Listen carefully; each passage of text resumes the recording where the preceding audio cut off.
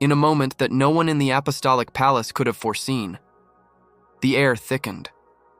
A hushed silence swept across the marble floor of the Vatican's consistory hall, until it shattered. A sudden movement, a raised voice, a lunge through the crowd, and in that fragile breath between silence and chaos, it happened. Cardinal Luis Antonio Tagle, beloved by millions, often seen as the heart of Pope Leo XIV's reformist circle, had just been attacked. Not outside in the public square, not in the shadows, but inside the very heart of the church, inside the Vatican. But what followed, what he did in the very next seconds, left even the most hardened Vatican officials speechless. Welcome back to Lightbringer of God. What we're about to show you is more than just exclusive footage. It is a divine moment, a spiritual jolt to the world, a clash between ancient faith and modern fury, and a gesture that's being called by some a miracle in motion. As the assailant was pulled back by Swiss guards and gasps echoed beneath Michelangelo's ceilings, Cardinal Tagle didn't raise his voice, he didn't retreat, he didn't even flinch. Instead, he turned slowly toward the man who had struck him, and with blood still on his collar, pain evident in his eyes, he knelt. He knelt, and he prayed, not for himself, but for the man who attacked him. Eyewitnesses describe it as if the room froze, like heaven itself leaned closer. Some guards reportedly hesitated, unsure whether to arrest or drop their weapons. This wasn't just a man forgiving his enemy. This was a message, a symbol, a confrontation not of fists, but of faith. And now the question thunders across the church. What did Tagle's action mean? And why did it terrify some in the Vatican more than the attack itself? Sources close to the inner circle confirm that Pope Leo XIV was informed within minutes. And he didn't just express concern. According to our insiders, he wept. Yes, wept. This wasn't just any cardinal. This was his closest spiritual brother, the one many whisper he sees as his successor, the man he once called the bridge of mercy between East and West. And now, that bridge had been assaulted. But what Luis Tagle did after the attack, it shook the pillars of the church. He didn't ask for vengeance. He didn't call for tighter security. He didn't even speak about the attack at first. Instead, he walked, still wounded, to the nearest chapel inside the Vatican walls. He knelt before the Blessed Sacrament, and he cried. Tears poured down not just from physical pain, but from something deeper. As if he was carrying not just his own suffering, but the suffering of the entire church. And then, he did something else. He removed his outer vestment, the one stained by the assault, and placed it on the altar. That action, caught on video, has ignited a firestorm. Some say it was symbolic, laying the church's pain before God. Others claim it was prophetic, a message to the faithful that a great shaking has begun within the walls of Rome itself.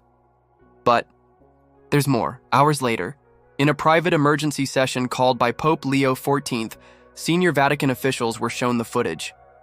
Several gasped. One cardinal reportedly stood and left the room, visibly shaken. Why? Because hidden in the corner of the video, behind the man who struck Tagle, was another figure. A shadow. A face half seen. One that Vatican sources say matches a known member of an underground clerical resistance group, a faction long opposed to the reforms of Pope Leo XIII. Yes, you heard that correctly.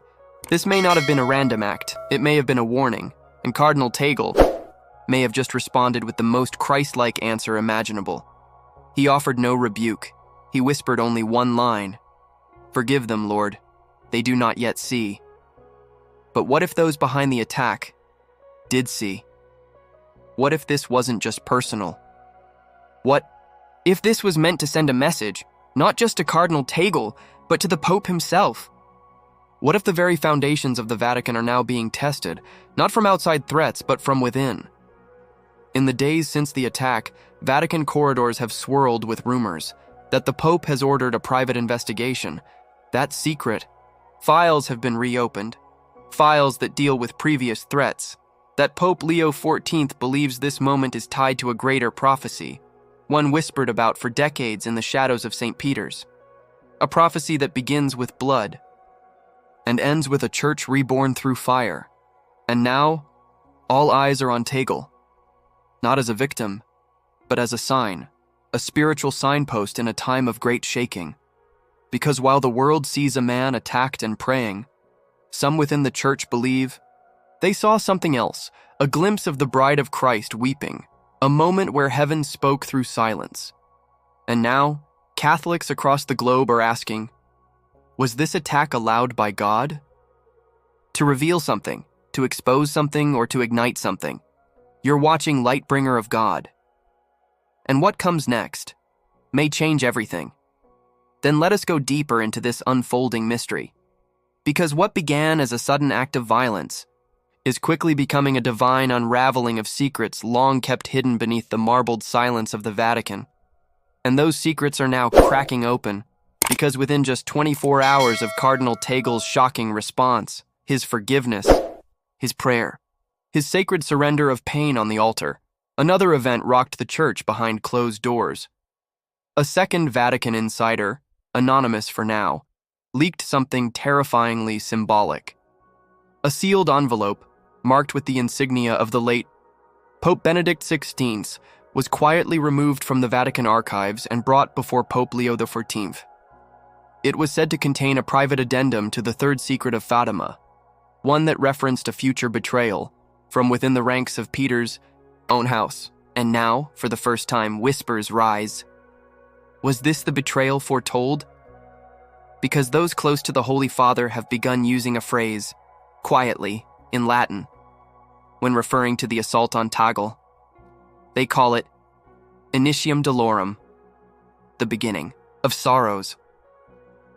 The spiritual weight of this moment cannot be overstated. We are not merely witnessing a political disturbance or internal church tension. We are standing at the threshold of what saints and mystics have long called the final purification of the bride of Christ, a moment when every secret is exposed, every mask removed, and the church, stripped of worldly power, becomes radiant once more through suffering. But suffering is not yet over. Because while Cardinal Tagle's attackers were quickly taken into custody, one of them was found with a small medallion hidden in his cassock, not a crucifix, not a rosary, but a sigil, dark, metallic, and etched with symbols not of Christ, but of control.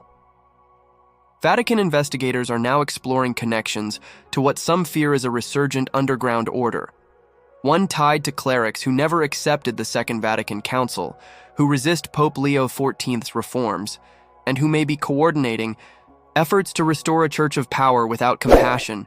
But here's where it turns prophetic, because the moment Cardinal Tagle laid his bloodied garment upon the altar, multiple accounts report that the tabernacle light flickered violently and a deafening crack echoed through the sanctuary.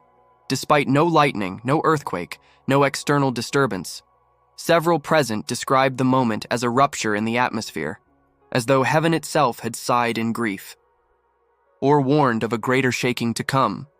And now, Tagle has vanished from public view. According to Vatican insiders, he has entered cloistered silence, retreating into a private chapel, not for rest, but for intercession. He is said to be fasting, praying without ceasing, weeping daily for the church. Some say he is preparing for martyrdom. Others believe he has been given a message, not from Rome, but from heaven. One of his aides, under strict anonymity, revealed that Tagle wrote just 5 words on a piece of parchment the morning after the attack and left it on the altar beside his vestment. The note was later retrieved by a bishop and read aloud to Pope Leo XIV. It simply said, "The lion will roar again." Many are now asking, what does it mean? Is the lion the Pope himself, a symbol of Christ, a prophecy of revival after persecution, or is it a code tied to ancient church warnings, possibly connected to the Book of Revelation itself? Because in the days since this note appeared, unexplainable things have begun happening. In Lourdes, France, a statue of Our Lady was reported to be weeping. In Poland, during Mass, multiple parishioners claimed to have seen a golden light descend upon the tabernacle just as the priest elevated the host. And in the Philippines, Cardinal Tagle's homeland, crowds have spontaneously gathered outside cathedrals, praying the rosary through the night, calling on Mary to protect the church from a hidden war they say is now exploding within Vatican walls. It is no longer just political, it is spiritual war, and the Vatican knows it, because just hours ago, Pope Leo XIV issued an internal memo to key officials. In it, he warned of unseen hands manipulating events from behind the scenes. He called for massive spiritual vigilance, more Eucharistic adoration, and an emergency convocation of trusted exorcists. Yes, exorcists, because, according to our sources, Pope Leo XIV believes the assault on Tagle was not just inspired by men, but orchestrated by darkness. He is said to have quoted Ephesians 6 in his private chapel. For we wrestle not against flesh and blood, but against principalities, powers, and the rulers of darkness in this world. And now, the world is watching, but most do not yet see, because this is not just about Tagle. This is about a collision between two visions of the Church. One vision is built on control, secrecy, and the illusion of worldly strength. The other is being reborn through humility, suffering, and blood.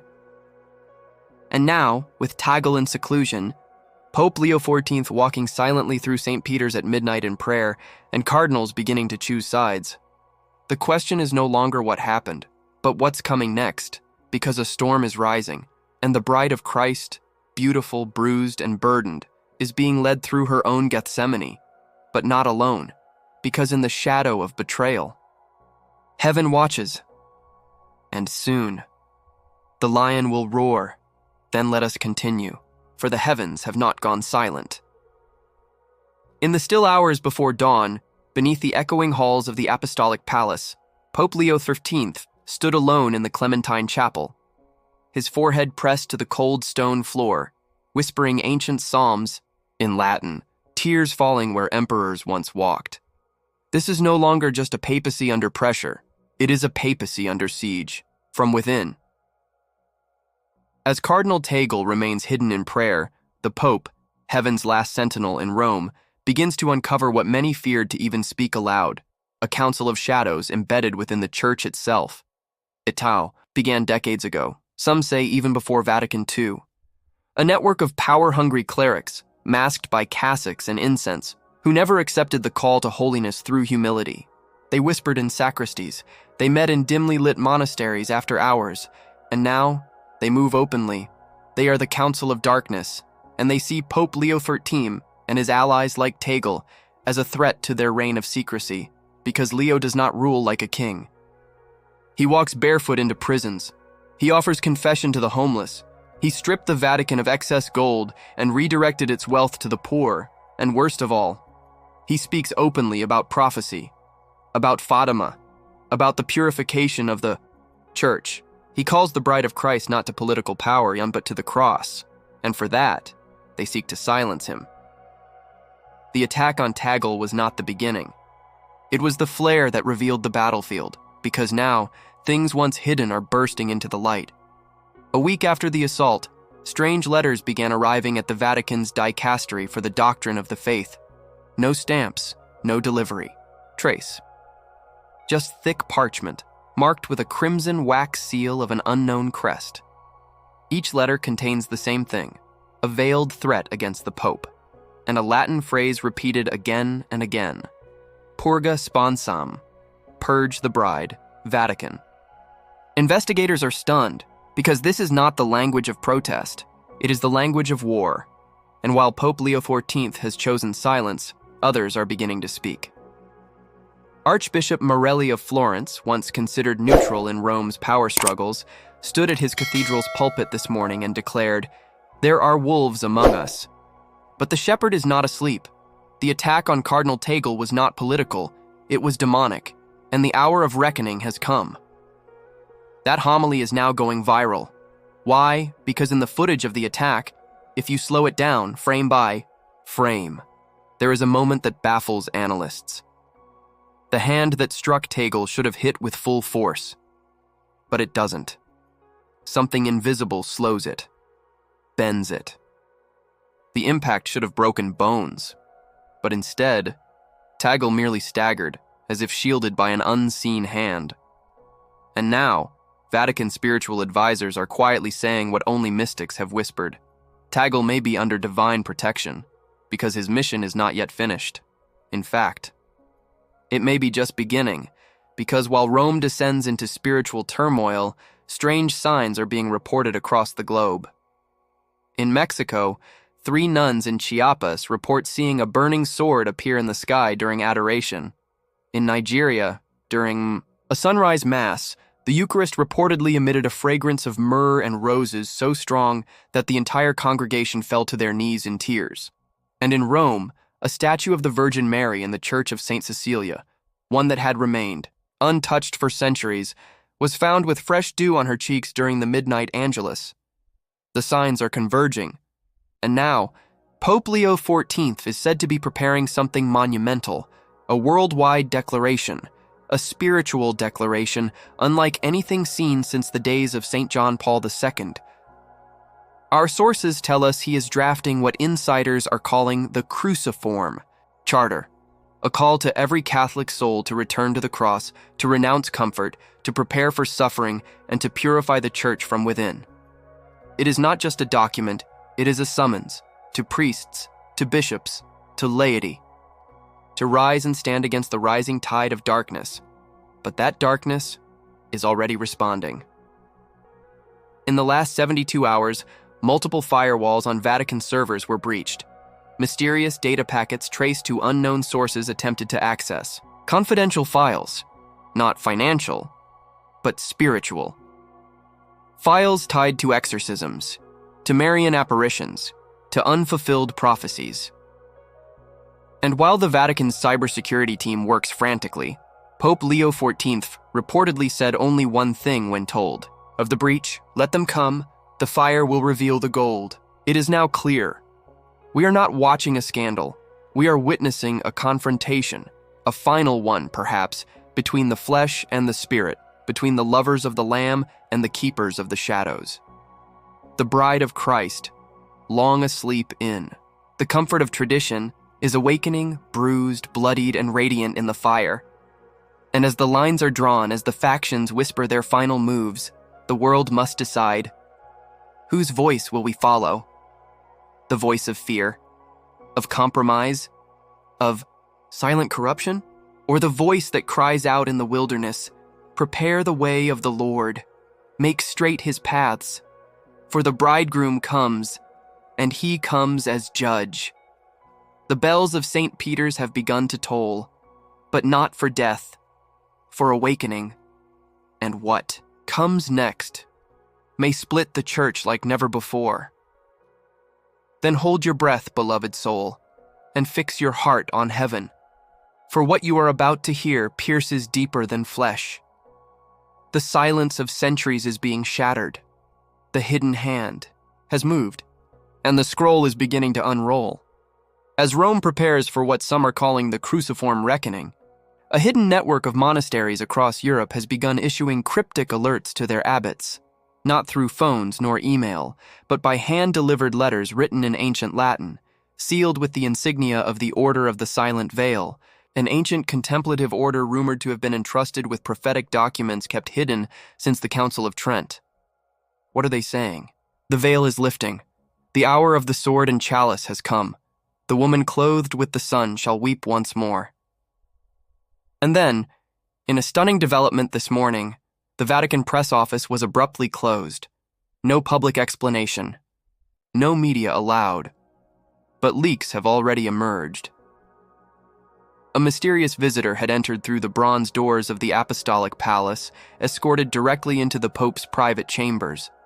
She was not a cardinal, not a diplomat, but an elderly nun. Her name? Sister Lucia Maria of the Sacred Heart. A name unknown to most, but whispered by mystics for years. She had lived for decades in seclusion at a cloistered Carmelite convent in northern Portugal, the very land where Fatima's great warning was first spoken. According to high-ranking insiders, Sister Lucia Maria delivered an aged wooden box marked only with 3 words burned into its lid. Tempus reveleri est. The time to reveal has come. Witnesses say the Pope received it with trembling hands. He opened it. He read the parchment within. He then fell to his knees and sobbed. For nearly half an hour, no words passed his lips, only tears.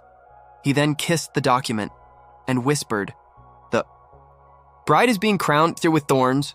What was written inside? No one will say, but a trusted Vatican aide, speaking under oath of secrecy, revealed this much, that the parchment inside is known as the Final Petal, a continuation of the 3rd secret of Fatima kept hidden from the public, not because of fear, but because of timing, and that timing is now. This final petal speaks not only of betrayal from within, nor of a world drifting into apostasy, but of a divine reversal that no one saw coming, because as secret factions rise, as darkness coils through the marble halls of Rome, and as the Church prepares for spiritual battle, heaven is preparing something else, a return. No, not yet the return of the Lord in glory. That hour is for the Father alone, but a visitation, a manifestation so radiant, so undeniable, so apocalyptic in weight, that it will split the world in 2. The prophecy declares that a Marian apparition shall descend upon Rome itself, not to children, nor to the hidden faithful, but to the very heart of power, the Vatican Gardens. It says the Virgin, the Mother of the Church, shall appear in the midst of a storm, wrapped in mourning, with stars falling behind her, and with her foot poised once more upon the serpent's head. She will not speak first. She will weep for 7 minutes, and then she shall utter a single word: enough.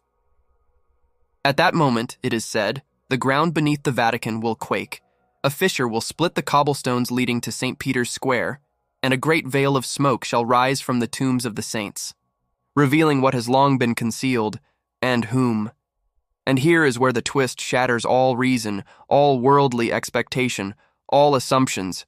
For the prophecy concludes with a sentence so chilling, so mysterious, that even Pope Leo XIII is said to have read it aloud twice, unable to believe it. And one shall rise, wearing Peter's ring, bearing Peter's voice, who is not of this world. At first, scholars dismissed it. A metaphor? A mystical riddle? But others, those deep in the spiritual warfare trenches, the exorcists, the hermits, the guardians of relics, are whispering something far more terrifying. They believe this final sentence points not to a pope, not to an angel, but to a resurrected witness, a figure hidden by time, one chosen by Christ himself to rise in this apocalyptic hour.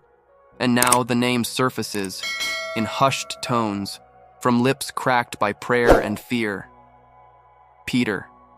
Yes, St. Peter, the rock, the first, the one who denied, wept, believed, and died upside down in the shadow of Nero's fire.